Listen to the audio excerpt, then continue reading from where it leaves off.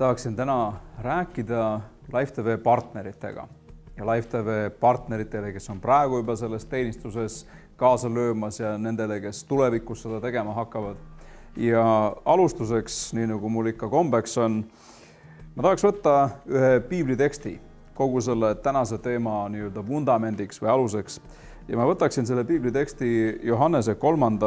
kirjast ja ma loen siit alates 5. salmist. Ma loen 3. salmist alates juba. Mind ju rõõmustas väga, kui vennad tulid ja tunnistust andsid sinu tõesusest, nõnda nagu sa käidki tões. Mul ei ole suuremat rõõmu kui see, et ma kuulen oma lapsi tões käivat. Armas, sina toimid ustavana kõiges, mida sa teed koguni võõrastele vendadele, kes on koguduse ees andnud tunnistust sinu armastusest, kellede suhtes sa teed hästi, kui sa neid saadad edasi teekonnal väärikalt Jumala ees. Sest tema nime pärast on nad läinud välja ega võta midagi paganate käest. Sellepärast me oleme kohustatud võtma niisuguseid vastu, et saaksime tõe kaastöölisteks. Apostel Johannes räägib siin missionäridest. Ta räägib koguduse karjasele, koguduse pastorile ja ütleb nii, et teie kogudusse jõudis grupp missionäre, keda te toetasite ja keda te saatsite teele, varustades nad kõige vajalikuga selleks, et need inimesed saaksid minna välja ja et nad ei peaks midagi küsima nende käest, kellele nad siis evangeeliumi kuulutavad, ehk siis need inimesed, kes Jumalat veel ei tunne. Ja Johannes ütleb siin nii, et nad on välja läinud Jeesuse nime pärast ja ta ütleb, et kui meie toetame neid, kes on Jeesuse nimel, tema poolt antud ülesande missiooniga välja läinud, kui me neid toetame, siis ta ütleb, et me saame tõe kaastöölisteks. Mulle väga meeldib see väljendusviis, mida ta siin kasutab. Tõe kaastöölisteks on siis töölised, kes lähevad välja, võib öelda rindele, lähevad välja kuulutama ükskõik kas siis missionitöös, mis iganes muudes projektides, mis viib Jumala sõna koguduse 4 seina vahelt või meie isiklikust nii-öelda väikesest sellisest kristlikust maailmast, ükskõik kas on siis meie elu, meie pere, meie sõprusringkond, kes viib selle sõnumi sealt välja. Ja Life TV on kindlasti üks nendest kanalitest, mis ulatub nendesse paikadesse, kuhu meie ise võib-olla ei pruugi kunagi jõuda. Mõtle sellest, see on minu jaoks selline intrigeeriv ja huvitav idee või huvitav mõte, et minu raha võib jõuda sinna, kuhu mina ise iialgi ei jõua. Kui mina teen oma tööd, minul on tööd palju mitmel erineval rindel, kui mina teen tööd, siis ma panen sellesse töösse oma aega ja seda ma teen palju, ma panen palju aega sellesse töösse, mida ma teen, ma panen sinna oma energiat, nii et siis kui tööpäev on läbi, siis ma olen väsinud, seepärast et ma olen kulutanud suure hulga sellest ajast ja energiast oma töö peale, tulen koju, olen väsinud. Ma olen pannud sinna oma aega, olen pannud sinna oma energiat ja mul on mingid oskused, mida ma olen omandanud selleks, et teha seda tööd, mida mina siis parajasti teen. Kui nüüd ma võtan selle raha, mis mulle näiteks makstakse töö juurest palgana, siis see raha sümboliseerib minu aega, minu oskusi ja minu energiat, mida ma olen panustanud sellesse töösse ja saanud siis selle palgana oma pangaarvele. Ja kui nüüd ma võtan selle sama raha ja näiteks külvan selle mingisugusesse missioniprojekti. Oletame, et meil on keegi minemas kuhugi missionitööle, meil on mingisugune eesmärk siin, mina külvan selle mingisuguse projekti teostamiseks, kuhu mina ise otseselt kohale võib-olla ei jõua. Ma ei lähe võib-olla kuhugi seal ugri rahvaste juurde evangeeliumi kuulutama, võib-olla ei lähe Gruusiasse kogudustele jutlusi pidama, aga ma toetan näiteks kedagi, kes seda teeb. Siis sisuliselt ma panen ise ennast, oma aega, oma oskusi ja oma energiat sellesse ja otse kui mina ise läheksin sinna. Need inimesed, kes lähevad, on töölised. Mina, nagu Johannes siin ütleb, olen tõe kaastööline. Mulle meenub kohe see, mida me näeme ühest loost Taaveti elus, kui olid vaenlased tulnud ja rüüstanud nende kodulinna, olid põletanud kõik maha, olid röövinud kõik ära, kõik nende vara, kõik nende lapsed, naised ära viinud. Ja siis Taavet läheb Jumala ette ja küsib Jumala käest, et kas ma peaksin minema ja kas ma saan nad kätte. Ja Jumal ütleb, et mine, sa saad nad kätte ja võtad tagasi kõik. Ja Taavet paneb oma mehed kokku ja nad loomulikult peavad väga kiiresti reageerima ja mingi osa tema meestest ei suuda selles tempos püsida ja öeldakse, et Taavet jättis need mehed varustuse juurde, et teie olge siin, meil on siin piltlikult öeldes kiirreageerimisüksus, me läheme ja teeme selle töö ära. Ja nad läksid, nad võitsid vaenlasi, tõid tagasi kõik, mis neid oli röövitud ja loomulikult ka lisa suure saagi, mille vaenlased olid siis neile jätnud. Ja on huvitav, et kui Taaveti kaastöölised, tema sõdurid, kes olid osalenud selles missioonis, hakkasid otsustama selle üle, et kes kui palju siis sellest saagist endale saab, siis mingi osa meestest ütles, et need, kes jäid siia nii-öelda tagalasse, nendel ei ole mingit osa tarvis, need saavad selle, mis neilt on röövitud, ütleme oma naise ja oma lapsed saavad tagasi ja võib-olla mingi osa nende vallasvarast samuti, aga mitte midagi enamat. Ja see on huvitav, kuidas siis Taavet paneb paika sellise vaimse seaduse või reegli. Ta ütleb, et nii nagu on selle osa, kes läks välja lahingusse, vallutama, riskides oma eluga, pannes oma elu kaalule, nii on ka selle osa, kes on jäänud tagalasse. Ja öeldakse, et Taavet tegi selle seaduseks sellest päevast alates. Ma usun, et see on ka vaimne seadus, mitte lihtsalt üks mingisugune selles olukorras juhtunud pretsedent. Ma usun, et see on ka vaimne seadus, et on inimesed, kes on nii-öelda tagalaks kutsutud ja on inimesed, kes on kutsutud minema välja ükskõik mis missionitöö vormis. Ja nagu ma ütlesin, Life TV on kindlasti üks see missionitöö vorm, mis jõuab nende inimeste ellu, nende inimesteni, kelleni võib-olla meie üksikisikutena mitte kunagi ei jõua. Kõigil meil on oma missioon, kõigil meil on oma ülesanne, mingi osa inimestest on tagalas, mingi osa inimestest on eesliinil ja nende vahel peab olema nii-öelda varustusliin. Varustusliin, ükski sõjavägi ei saa edukalt võidelda rindel, kui varustusliin on läbi lõigatud. Ja ma olen enam kui veendunud selles, et hingevaenlane, see intelligentne kurjus teeb kõik, mis temast sõltub, et see varustusliin kokku kuivaks. Et lõigata läbi see varustusliin. Et meil on tagala, kes tegeleb oma asjadega ja meil on siis rindel mingisugused inimesed, kes tegelevad sellega, milleks Jumal nad sinna on saatnud ja hingevaenlane püüab läbi lõigata seda varustusliini. Piiblis me näeme seda, et saatanat nimetatakse selle maailma jumalaks. See tähendab, et selles maailmas, siin füüsilises maailmas, poliitilises, majanduslikus sfääris on tal teatud manööverdamisruum ja ütleme siis liikumisvabadus. Ja ta püüab teha kõik selleks, et pigistada kinni need varustusallikad või need kanalid, et Jumala riigi töö ei saaks levida.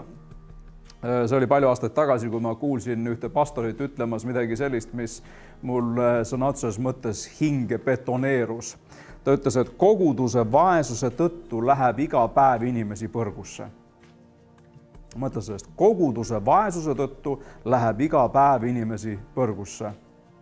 Me usume, et on olemas taevas, et on olemas põrgu, me usume, et inimesed peavad kuulma evangeeliumi ja saama võimaluse võtta Jeesus oma ellu südamesse vastu, et nad võiksid pääseda põrgust. Ja samas põhjus, miks paljud inimesed ei kuule ja ei saa seda võimalust, on selles, et kogudused tihtipeale ja kristlased sageli on kas siis hõivatud ainult omaenda vajadustega või lihtsalt ei olegi ressursse, et seda tööd teha ja Jumala sõna levitada. Ja selle tõttu, nagu ma ütlesin, selle puuduse tõttu paljud inimesed lähevad hukka, nad ei saa kuulda seda sõna. Evangeelium peab saama kuulutatud kõigile rahvastele, ütleb Jeesus. Ta ütleb, et siis tuleb ots, kui evangeelium on kuulutatud kõigile rahvastele. Kogudus, kristlased konkreetselt peavad olema suutelised seda projekti nii-öelda finantseerima. Raha ei saja taevast alla, raha ei materialiseeru lihtsalt pangaarvel. Jumalal, ma usun, et on piisavalt ressurssi selleks, et see projekt täita. Mina olen absoluutselt veendunud, et Jumal ei ole selline kaootiline, laiali valguva mingisuguse ähmase ideega boheemik, vaid ma usun, et Jumal on väga selge, väga konkreetne, nii et kui tal on plaan, siis tal on ka eelarve. Tal on plaan ja tal on eelarve selleks, et seda plaani täita. Ja kui Jumalal on plaan, et evangeelium võiks levida kõigi rahvasteni ja millisel moel see levib, no loomulikult üks-ühel evangeliseerimisel, loomulikult koguduste kaudu läbi erinevate projektide, aga ma usun, et televisioon mis iganes moel, kas see tuleb siis läbi kaabeltelevisiooni, läbi satelliidi, läbi interneti, mis iganes kujul, et televisioon on üks kõige olulisematest vahenditest, mille kaudu see evangeelium saab kuulutatud kõigile rahvastele. Paljud inimesed ei tule iialgi kirikusse. Lihtsalt kas on tõrge, on eelarvamus, nad ei tea, mida sealt oodata, arvavad, et äkki mind hakatakse kuidagi imelikult vaatama, kui ma sinna lähen. Mina võin enda elust öelda seda, et kuskil aasta aega enne seda, kui ma üldse hakkasin nagu tõsisemalt usuasjade juurde tulema, sattusin ma vaatama Eesti televisioonist ühte Ameerika jutlustajat, tema telesaateid, mis meie riigi televisioonis siis eetris olid parajasti tol ajal. Ja mida see tegi? See hakkas minu sees lammutama eelarvamusi Jumala suhtes, kristluse suhtes ja koguduse suhtes. Minu eelarvamus oli see, et kõik see, mis kirikus toimub, on mõttetu, et see on eluvõõras, see on põhimõtteliselt inimestele, kes on väga-väga teistsugused. Mina ei näinud mingit tõmmet või mingit seost, mis mind võiks sinna sellesse nii-öelda ringkonda tõmmata. Ja siis, kui ma hakkasin vaatama neid telesaateid, seda üks Ben Haydeni nimeline jutlustaja oli Ameerikast, kui ma hakkasin vaatama tema jutlusi, siis minu suureks üllatuseks esiteks need tundusid olevat mõistlikud ja loogilised ja põnevad jutlused. Ja see lammutas minu eelarvamusi ja tekitas sellist huvi. Need olid seemned, mida läbi televisiooni külvati minu südamesse. Mina tol ajal isegi ei teadvustanud endale seda nii. Ma lihtsalt mäletan, et pühapäeva hommikuti olid need saated eetris ja ikka jälle suhteliselt regulaarselt ma neid saateid vaatasin. Ta küll iga kord esitas üleskutse inimestele, et kes tahavad saada päästetud, võiksid nüüd selle palve paluda. Mina selle osa peal kas siis vahetasin kanalit või kuidagi moodi lükkasin selle eemale. Aga need olid seemned, mis said külvatud minu südamesse. Ja siis hiljem oli minu elus see murdepunkt enam kui aasta hiljem, kui ma lõpuks siis tulin päriselt Jeesuse juurde. Et Jumal kasutas televisiooni selleks, et puudutada mind, samas kui mina polnud elu sees käinud kirikus ja ma kindlasti ei oleks läinud ka mitte ühtegi kirikusse, sest et mul oli tõrge kõige sellise suhtes. Aga see lammutas mingisugused barjäärid minu südames. Evangeeliumi kuulutamine on see, mis vajab finantseerimist. Ja televisioon konkreetselt, nagu me kõik aru saame, on üsna kallis projekt, aga samas ma ütlen, et üks tõhusamaid asju, mis evangeeliumi inimesteni viib. Maailmas öeldakse, et raha paneb rattad käima. No nii võtta siis see on loomulikult tõsi. Raha piibli järgi on vahend, see ei ole lihtsalt eesmärk omaette, vaid see on vahend eesmärgi saavutamiseks. Ja kui meie eesmärk on see, et evangeelium saaks kuulutatud kõigile rahvastele, või nii nagu Live TV visioon on olnud algusest peale, et Jumal on saatnud selle televisiooni ellu kutsunud selleks, et avada inimeste silmi, et nad pöörduksid pimedusest valguse poole, saatana võimu ja meelevalla alt Jumala juurde, siis see on suur projekt. See vajab finantseerimist, see vajab toetust, aga nagu ma ütlesin, kui Jumalal on plaan, siis Jumalal on absoluutselt kindlalt ka eelarve. Tahaks lugeda ühe koha Luuka evangeeliumist. See on Luuka 8. peatükk ja salmist 1.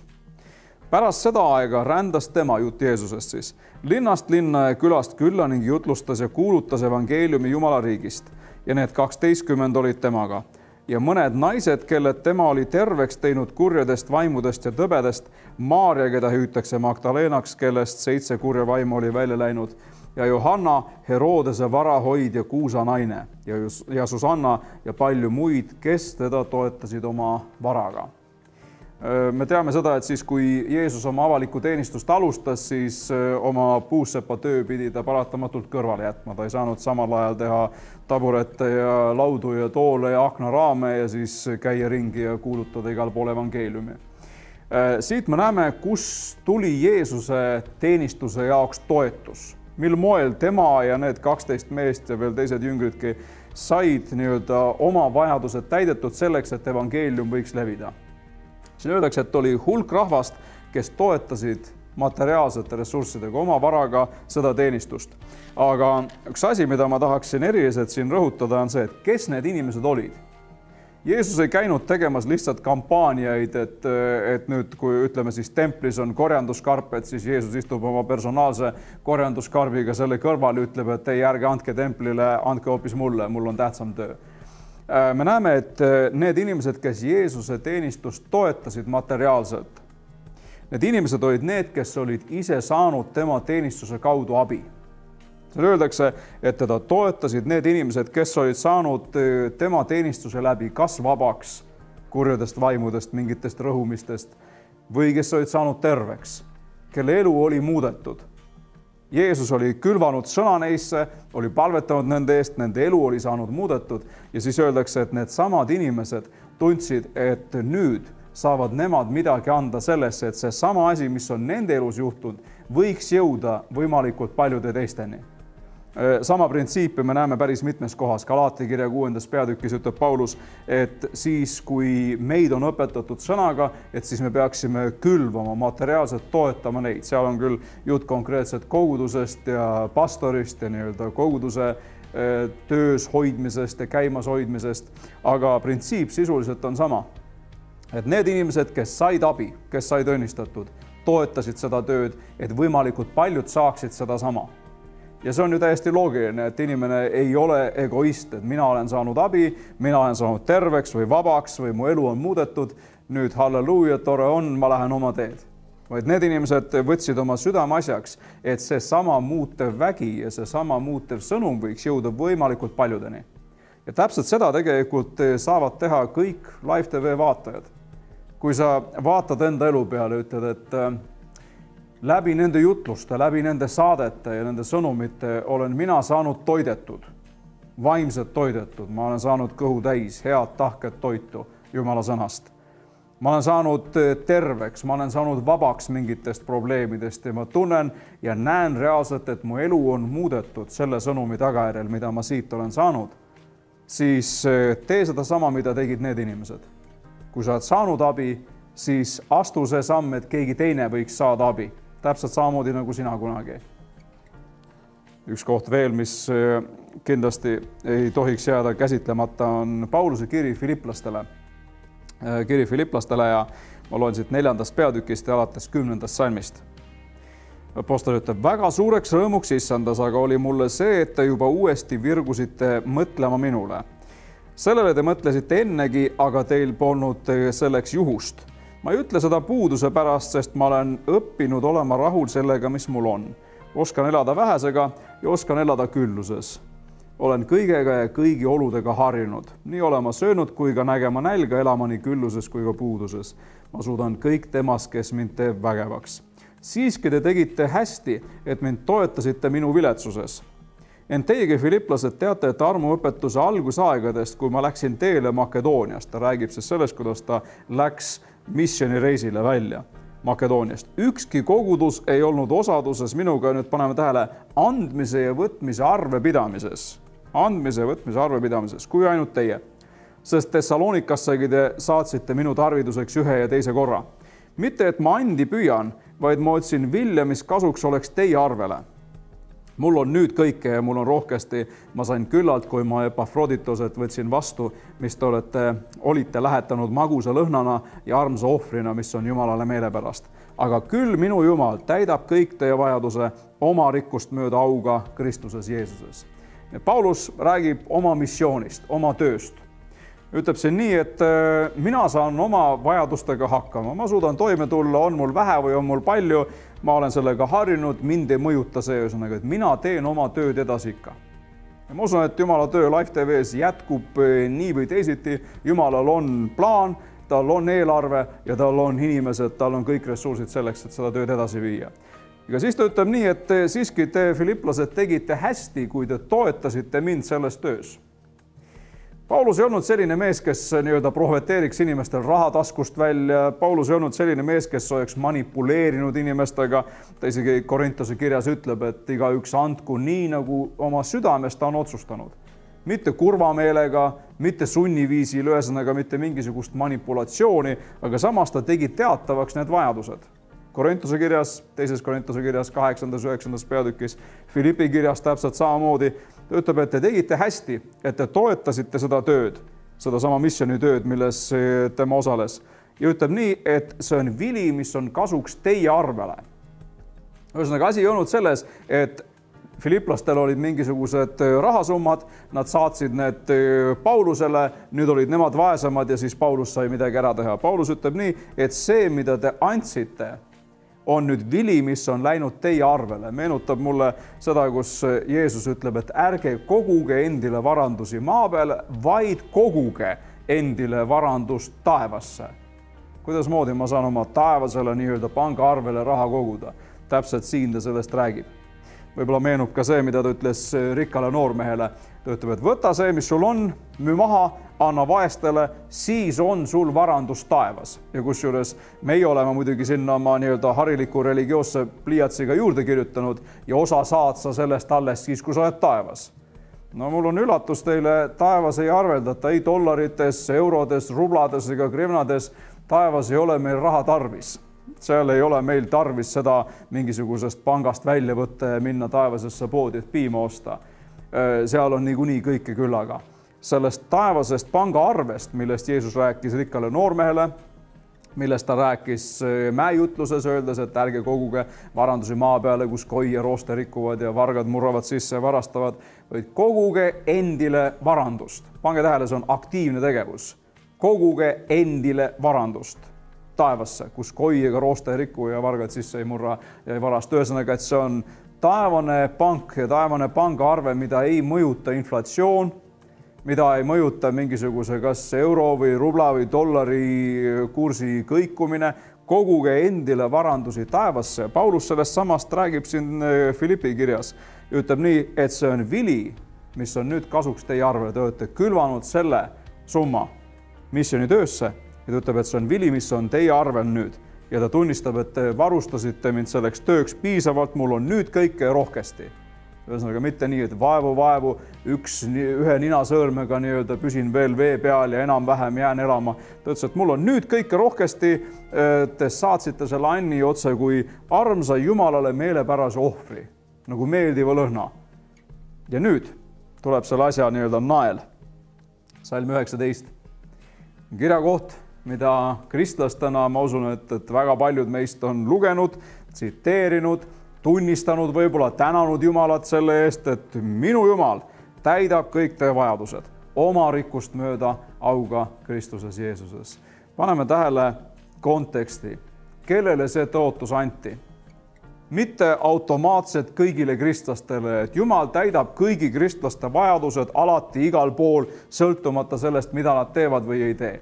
See kirjakoht, see tõotus ei ole antud niimoodi kaootiliselt suvalises kontekstis, vaid see on antud missionitöö evangeeliumi levitamise kontekstis. Ja Paulus põhimõtteliselt ütleb seda, teie andsite missionitöösse, toetasite seda teenistust. See on nüüd vili, mis on teie arvel ja sellelt samalt arvelt Jumal täidab nüüd kõik teie vajadused oma rikkust mööda auga Kristuses Jeesuses.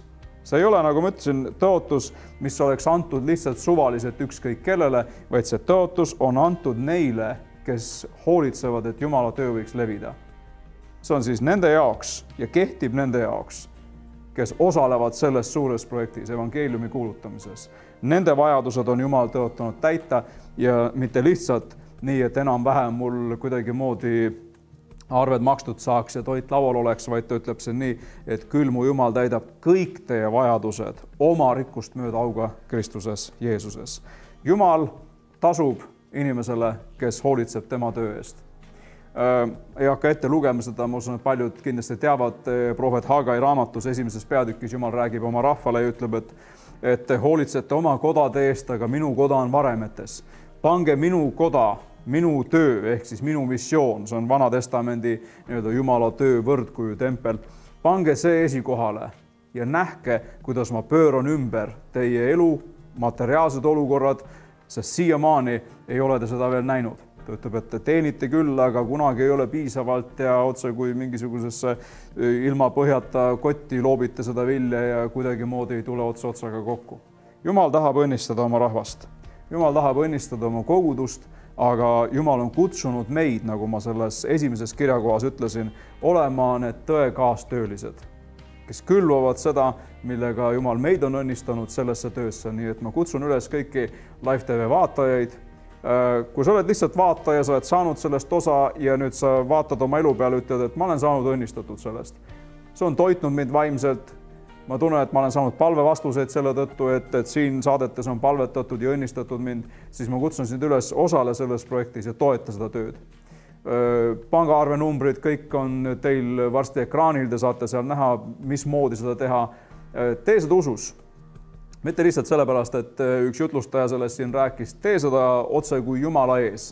Sellepärast, et Paulus ütleb, et see, mida teie andsite mulle, te ei andnud lihtsalt mulle, vaid see oli Jumalale meelepärane ohver ja see on nii-öelda taevase pangaarve peale investeerimine ja sellest lähtudes Jumal õnnistab sind.